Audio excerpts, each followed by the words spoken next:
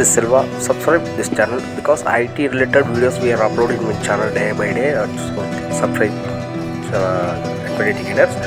Today we will see HP laptop and desktop boot device not found. This is the latest laptop for HP 250, 280, G8, G9, G10, this kind of laptops.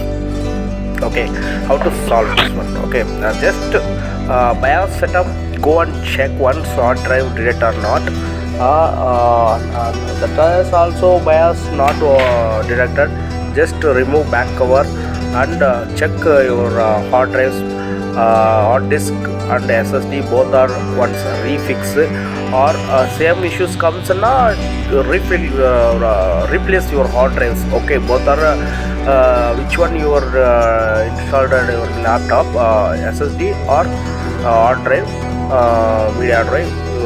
Just once refix, clean and refix.